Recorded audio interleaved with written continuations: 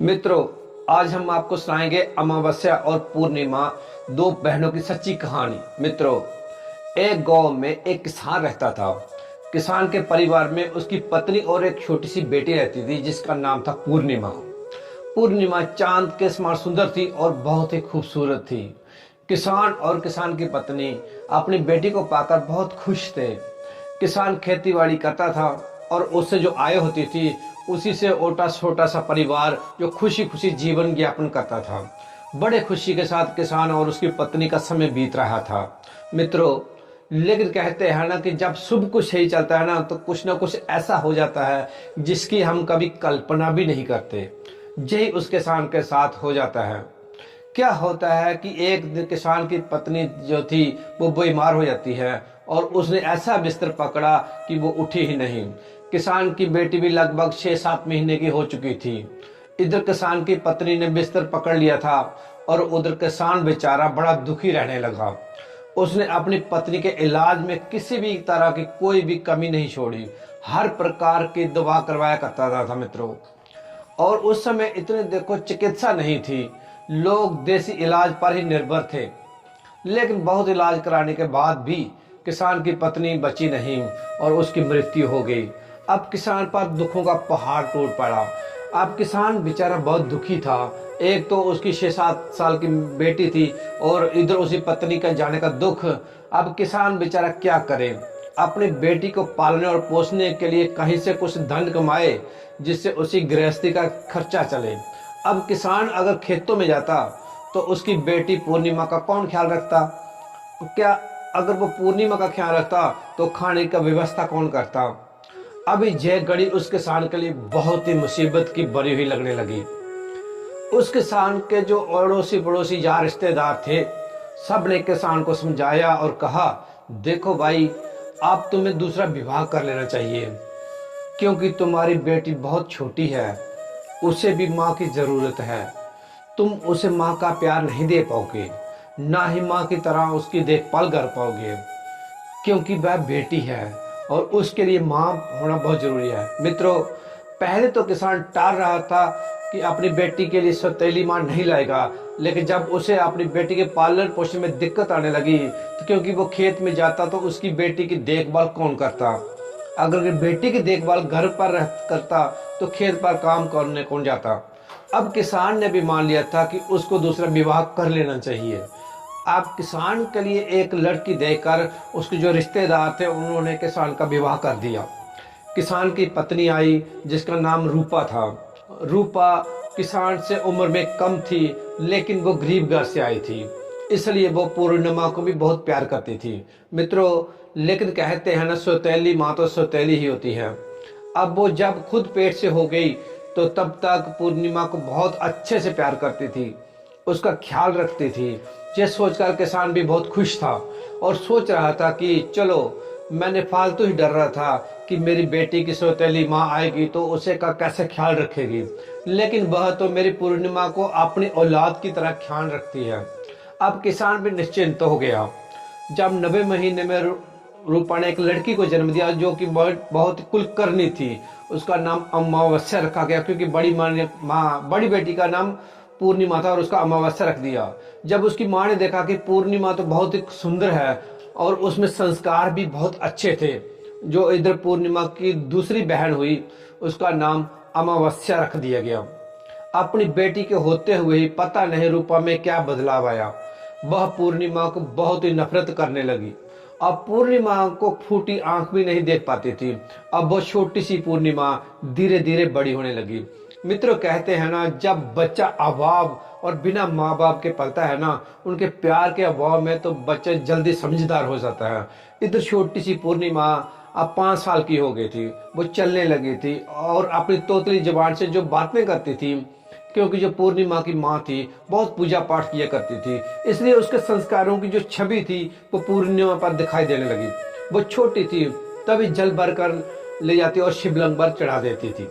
लेकिन यही सब सोचते बचपन है, और लेकिन उसकी माँ, सौतेली माँ जो रूपा थी, उसकी पूर्णिमा का कोई भी काम नहीं सुनवाता था।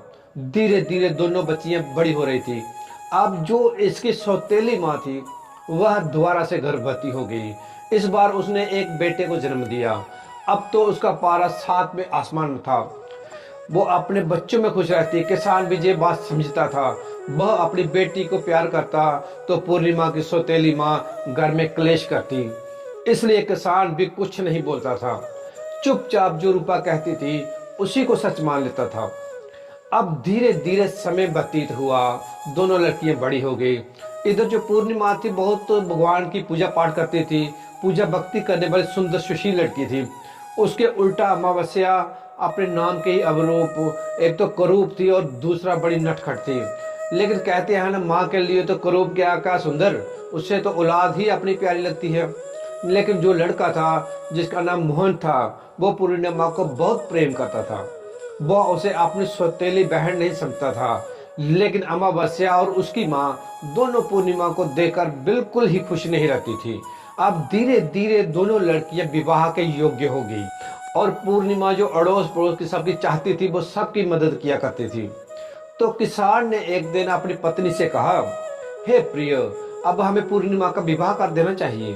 तब किसान की पत्नी बोली, देखिए लड़कियों की शादी तो बाद में हम कर लेंगे, पहले घर में बहू आ जाए तो ही ठीक है, क्योंकि लड़का भी अभी जवान हो गया है। मित्रों, फिर घर में उसकी चली। उसने पहले अपने बेटे की शादी की। बेटे की शादी करने के बाद घर में बहू आ गई। बहू जो आई वो पूर्णिमा को बहुत से खुश रहती थी। पूर्णिमा अपनी भाभी का पूरा ख्याल रखती, उसके काम में हाथ बटाती और हर तरीके से उसकी मदद करती। उल्टा अमावस्या अपनी भाभी के किसी भी काम को हाथ नहीं लगाती। उल्टा भाभी वो रोब जलाती रहती थी, भाभी के काम में कभी निकालती, जिससे भाभी का झुकाव पूर्णिमा की तरफ हो गया। वो अमावस्या का काम पसंद करती थी। यही जलन दोनों माँ बेटी को होती थी।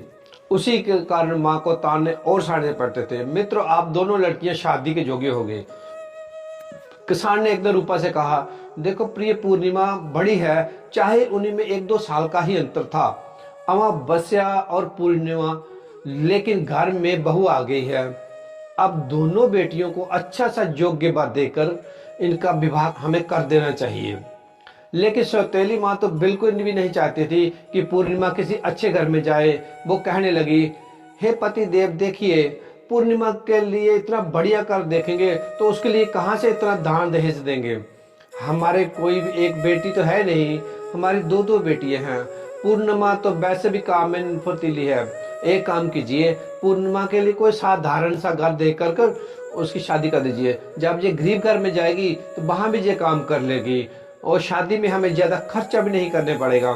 किसान ने अपनी पत्नी बात मान ली और एक दूसरे गांव में गरीब घर में जाकर पूर्णिमा का रिश्ता तय कर दिया। जब रिश्ता पक्का करके किसान घर आया तो उसने अपनी पत्नी को बताया, कहा, हे प्रिय, हमें पूर्णिमा का रिश्ता तय कर दिया है और हमें अपनी बेटी का विवाह जल्दी कर देना चाहिए। ये सुनकर किसान की पत्नी रूपा बहुत खुश हुई। बोली, अजी देखिए, मेरी बात है कौन मान लीजिए, आप अमावस्या का रिश्ता भी एक अच्छे घर में कर दीजिए, क्योंकि यह तो बहुत नटखट है, कम खर्च में ये खर्चा भी नहीं चला पाती, तो इसके लिए तो अच्छा घर होना चाहिए। और एक काम कीजिए, एक ही दिन दोनों की शादी कर देने, ताकि दोनों की बारात एक ही दिन आए और हमारे पर बहुत सारे खर्चे बच जाएंगे। किसान को अपनी पत्नी की ये बात भी ठीक लगी और उसने दूसरे गांव में, जिसने उसमें अपनी बड़ी बेटी का रिश्ता तय किया था, उसी में जाकर छोटी बेटी अमावस्या का रिश्ता एक सेठ के घर में कर दिया। सेठ में तय करके वो घर आ गया। अब पूर्णिमा की जो सौतेली माँ थी वो बहुत खुश थी कि मेरी बेटी तो ठाठ से रहेगी, और ये सौतेली बेटी दुखी होकर अपने घर में लगी। लेकिन मित्रों, जो उसकी भाभी को ये बहुत अजीब लगा, वो अपनी सास से कहने लगी, माँ जी, ये आपने सही नहीं किया। लेकिन सास की बेटी के आगे उसकी कुछ नहीं चलती, इसलिए वो चुप हो गई, कर भी कुछ नहीं सकती थी। दोनों की बारात एक ही दिन आई अमावस्या के लिए, और किसान और उसकी पत्नी ने जो भी उन पर बना अपनी हैसियत से ज्यादा दहेज दिया। लेकिन बेचारी पूर्णिमा को ऐसे ही विदा कर दिया। बिना माँ की बेटी वहां से विदा होकर अपने ससुराल आ गई।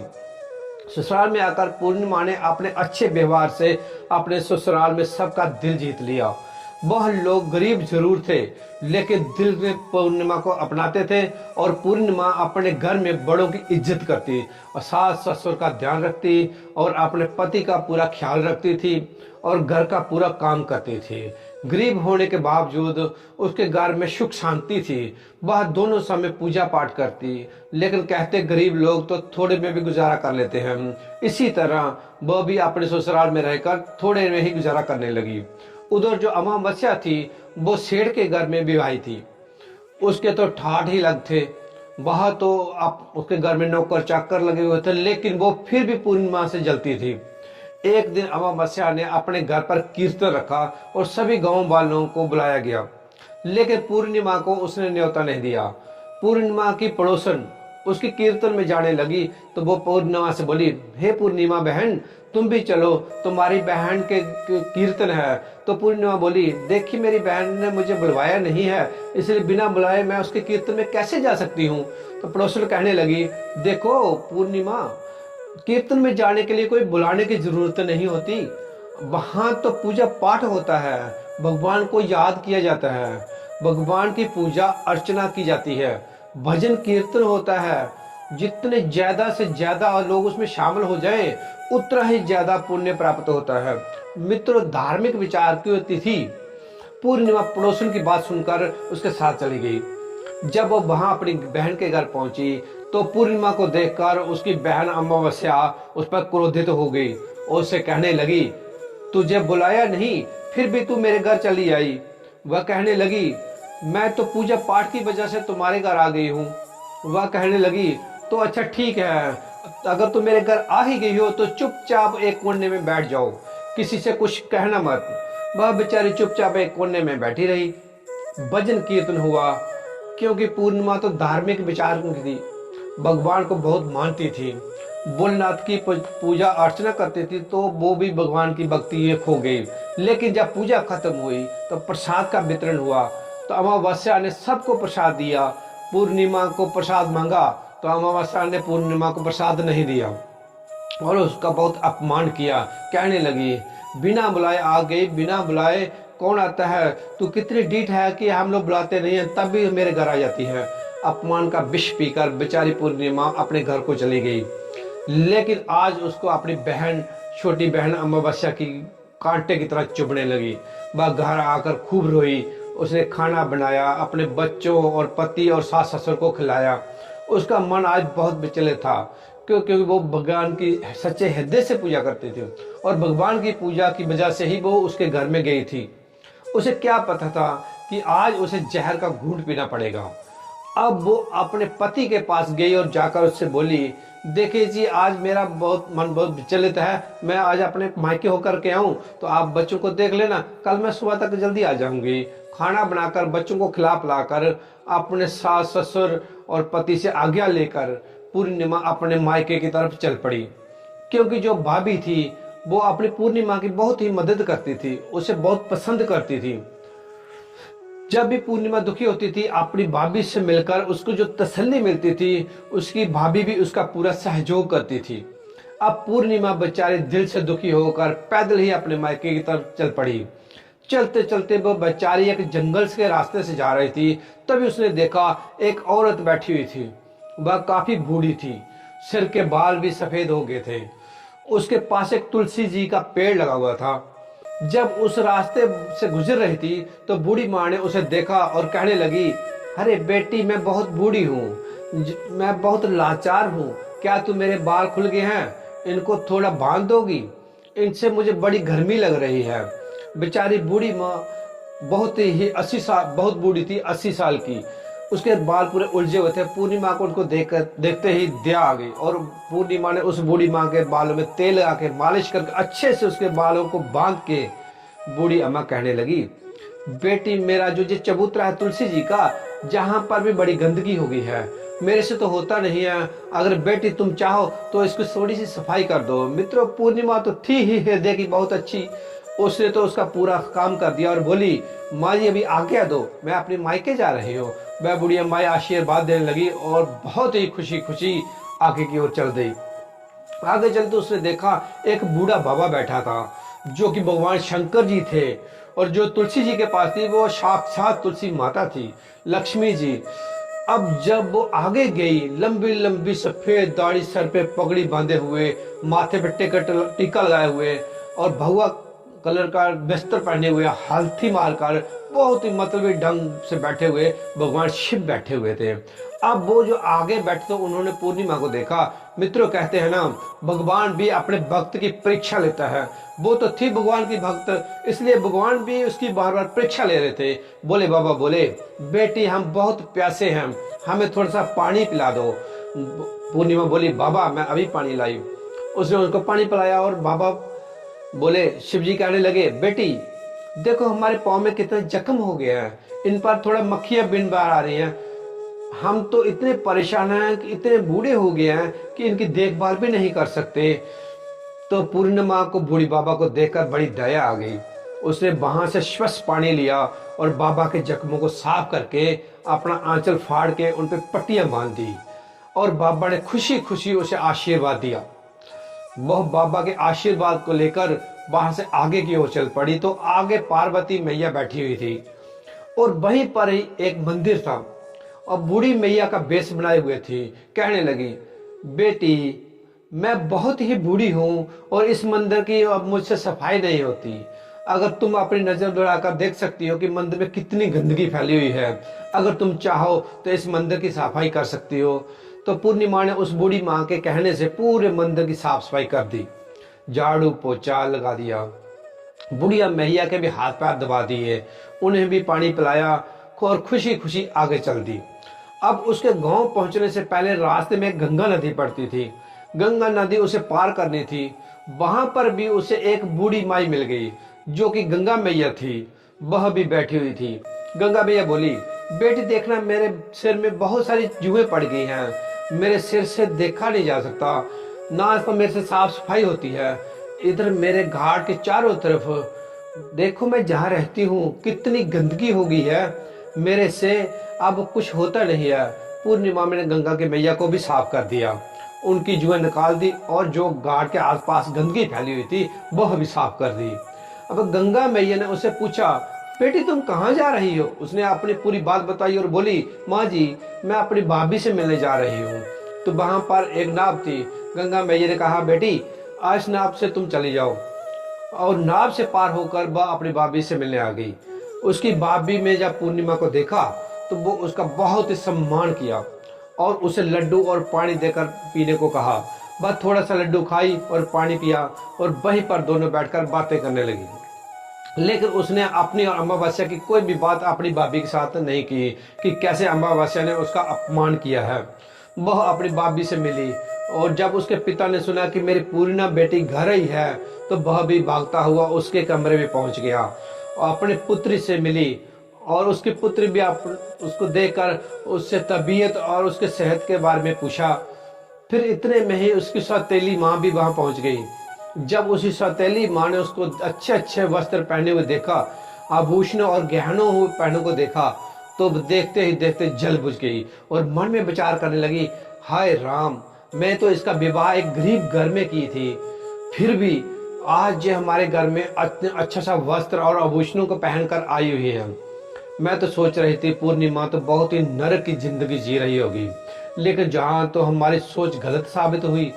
फिर वह तो ताड़ने सुनते हुए कहने लगी, अरे कलमुही, तू अपने पति गौर को भी निभा सकती, जब चाहो मुंह उठा करके चली आती है मित्रों। लेकिन भाभी उसकी बोली, कोई बात नहीं माँ जी, बेटी तो अपने मायके ही आती है और जे हमारे पास नहीं आएगी तो कहाँ जाएगी। फिर उसने भाभी का सहारा काम करवाया। साथ में मिलकर भाभी ने बड़ी खुशी खुशी ननंद का हाल चाल पूछा। ननंद बहुत ही खुशी हुई अपनी भाभी से मिलकर, क्योंकि वो बहुत दुखी थी। मायके जाकर उसका मन बदल गया। जब अगले दिन वो बोली, भाभी अब मुझे विदा दीजिए, अब मैं अपने घर को जाती हूँ, तुमसे मिलकर बहुत अच्छा लगा, मेरे मन का बोझ उतर गया। लेकिन फिर भी उसने अमावस्या वाली बात भाभी को नहीं बताई। दोस्तों, जाते टाइम कहते हैं ना, मायके से कभी भी बेटी खाली हाथ नहीं आती है। तो उसकी भाभी भैया ने उसके भेंट स्वरूप एक साड़ी दी। वो साड़ी को लेकर वो खुशी खुशी चल पड़ी। चलते चलते फिर उसी गंगा नदी पर आई जहां गंगा मैया बैठी हुई थी। गंगा में ये कहने लगी, अरे बेटी, तुम तो वही हो ना जिन्होंने कल मेरी बड़ी मदद की थी, मेरे पास बैठी थी। बेटी मेरे पास ये थोड़ी सी रेत है, जे ले जा। उसने अपने पल्लू बसार लिया। मैया, आशीर्वाद में जो दोगी वो मुझे मंजूर है। गंगा मैया ने अपनी रेत उठाई और उसके आंचल में रख दी। वह लेकर वहां से आगे चल पड़ी। आगे चली तो उसे पार्वती मैया मंदिर के पास मिली। क्या कहने लगी, अरे बेटी, तुम तो कल वाली बेटी हो ना, तुम जैसी सच्चे हृदय वाली, जिसने मेरी इतनी मदद की। इतने लोग आते हैं पर कोई हमें पूछते भी नहीं है, घृणा करके निकल जाते हैं। ले बेटी, मेरे पास तो कुछ नहीं है, जो हवन कुंड के अंगारे हैं ना, इन्हें ही ले जाओ। अब उसने आंचल फैला दिया। पूर्णिमा के आंचल में जो अंगारे रखे हुए थे वो कोयले बुझे हुए थे, वो माता रानी ने उसके झोली में रख दिए और उसे लेकर आगे चल पड़ी। आगे शिवजी भगवान जो बाबा के रूप में बैठे हुए थे, जिनके जख्म हुए थे, वे बोले, अरे बेटी, तुम तो कल वाली बेटी हो ना, देखो मेरे जख्म कितने ठीक हो गए हैं बेटी। मैं तो पूरी तरह बहुत अच्छा फील कर रहा हूँ, बहुत अच्छा मुझे महसूस हो रहा है। लेकिन बेटी, मेरे पास तो कुछ देने के लिए कुछ है नहीं है, ये थोड़ी सी विभूति है, ये ले लो।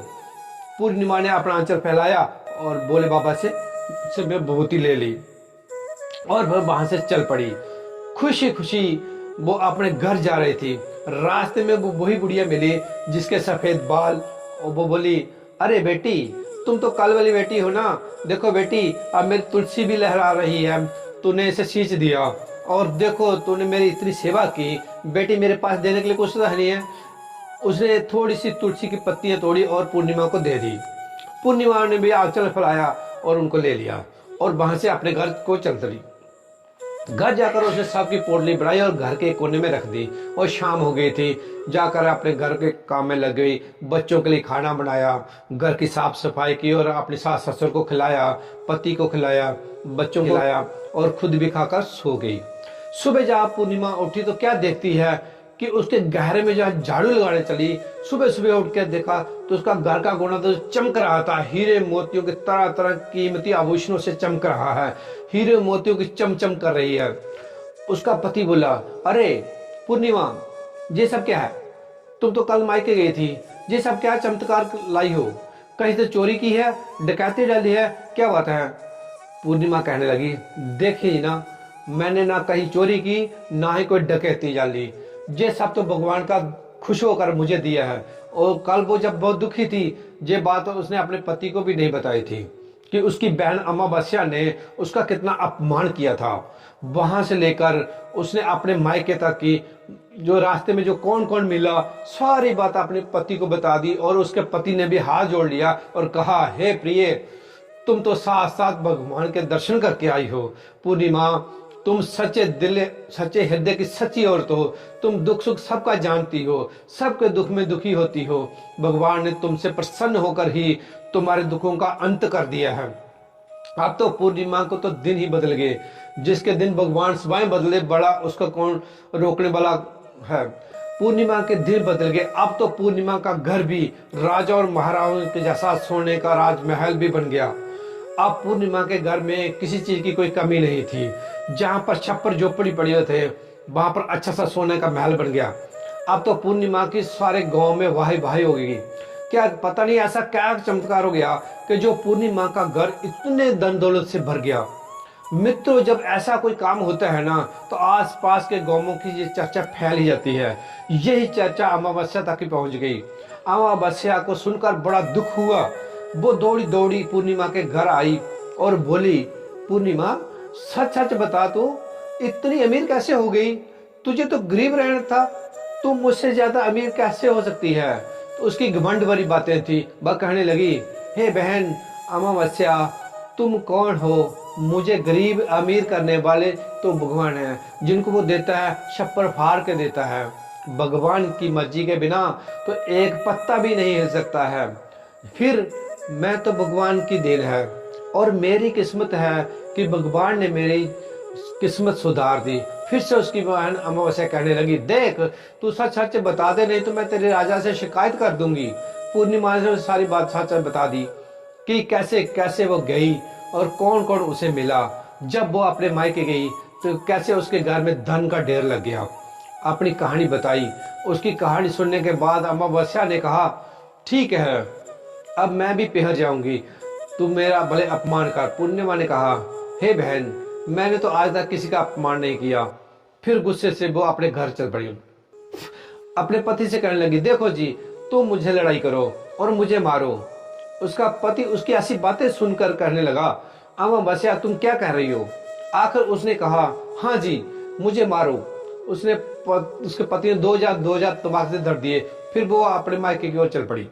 चलते चलते उससे भी वही तुलसी माता के पास में बूढ़ी औरत मिली। वो बोली, अरे बेटी, तुम कहाँ जा रही हो? जरा देखो तो मेरे बाल कितने उलझे हुए हैं, और देख मेरा तुलसी का पेड़ है वो अभी सूख रहा है, जरा इसमें थोड़ा पानी डाल दो जिससे हरा भरा हो जाए। मित्रों, अमावस्या तो ठहरी घमंडी औरत, वो किसकी सुनने वाली थी? वह कहने लगी, अरे बुढ़िया, मेरे पास फालतू के कामों का समय नहीं है। और वहां से वो चल दी।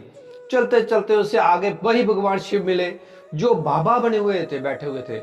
भगवान शिव कहने लगे, अरे बेटी, मेरे जख्मों पर देख बड़ी मक्खियां बैठ रही हैं, जरा इनको उड़ा दे। वो ना मुंह सिकोड़ते हुए बोली, अरे बाबा, तुझे तो गिन आ रही है, मेरे को तो देखना भी नहीं है। और सुन बूढ़े, मेरे से तो दूर ही रह, नहीं तो मुझे ये इन्फेक्शन फैल जाएगा। वो उसे भी इग्नोर करके वहां से चल पड़ी और वहां से चल दी। अगर तुलसी जी का पेड़ पड़ा और वहीं पर बुढ़िया माई बैठी हुई थी। तो वो बोली, मैया तू दे दे मुझे। उन्होंने भी तुलसी के पत्ते दे दिए और कहा, बेटी ले, तू भी ले जा। अब अमावस्या सीधे वहां से अपने महल में आ गई। महल में वो सभी सामग्री को एक कोने में रख कर शाम को खाना बनाई और सभी को खाना खिलाकर वह खाकर जल्दी से सो गई। जब सुबह उठी और झाड़ू लगाने चली तो देखने लगी उस कोने में तो कीड़े मकोड़ों बिच्छू सर्प घूम रहे थे। इसी तरह से धीरे धीरे करके उसके कई कमरों में कीड़े मकोड़े घूमने लगे और बाकी तो एकदम से घर में आग लग गई। अब तो उसका सारा घर जल के राख हो गया। अब तो वह अपनी बहन को कोसने लगी, पूर्णिमा को गाली देने लगी और अपनी पूर्णिमा बहन से कहने लगी, बहन ना जाने किसने मेरे जादूगर टोना करवा दिया। आप देखिए, आपके घर में तो इतने सुख सुविधाएं हैं और मेरा घर तो अभी जल गया। उसकी बहन पूर्णिमा कहने लगी, ये सब अमावस्या तेरे लालच का फल है। मित्रों, पूर्णिमा तो भगवान की पूजा पाठ करने वाली एक संस्कारी औरत थी। अब वह भगवान की और सेवा करने लगी और भगवान पर और उसका अटूट विश्वास होने लगा। उनकी श्रद्धा में वो कोई भी कमी नहीं छोड़ती थी। अब तो बस सबके दुख सुख में साथ देती थी। फिर उसकी माँ रूप अमावस्या से कहती है, हे बेटी, तूने जो भी कुछ किया वो लोग के कारण किया है, इसलिए तेरे साथ भगवान ने ऐसा कर दिया है। अब तू इससे सबक सीख ले ताकि आने वाले समय में तू अच्छी बन सके और पूर्णिमा जैसा व्यवहार करके तो तेरे भी दिन सुधर जाएंगे। लालच करना बुरी बात है। जो तूने जो भी किया और मैंने जो भी किया, देखिए वो बहुत बुरा है। उसी का परिणाम आज तुम्हें देखने को मिल रहा है। तेरे घर में इतना माल भंडार भरा हुआ था, लेकिन आज तेरे पास कुछ भी नहीं है। और तेरी बहन जो पूर्णिमा है, उसके पास आज सोने और चांदी हीरे जवाहरात हैं, मोती से भंडार भरे पड़े हैं। वो सबके दुख सुख के में साथ देती थी, इसलिए भगवान ने उसकी सुन ली। मित्रों, हम भगवान से प्रार्थना करते हैं कि हे प्रभु, जैसे पूर्णिमा के दिन बदले हैं वैसे सभी के दिन ऐसे बदल जाएं, और जैसे अमावस्या के दिन बुरे आए हैं ऐसे किसी के दिन ना आए। तो मित्रों, उसके भी दिन बुरे नहीं आते, लेकिन उसने अपनी बहन के साथ जो इतनी घिनौनी हरकत की थी, इसीलिए भगवान ने उसका बुरा दिन ला दिया। मित्रों, यही थी अमावस्या और पूर्णिमा की दोनों बहनों की कहानी। मित्रों, अगर ये आपको कहानी अच्छी लगी हो तो कमेंट बॉक्स में हर हर महादेव लिख कर वीडियो को लाइक और चैनल को सब्सक्राइब करके बेल आइकन बटन दबा दें, जिससे आप सभी लोगों को प्राचीन कथाएं और कहानियां सबसे पहले प्राप्त हो सके। मित्रों, वीडियो को पूरा देखने के लिए आप सभी लोगों का धन्यवाद। वीडियो अच्छी लगी हो तो अपने साथ शेयर करें और अपने आसपास में साफ सफाई रखें, देश को स्वच्छ रखें।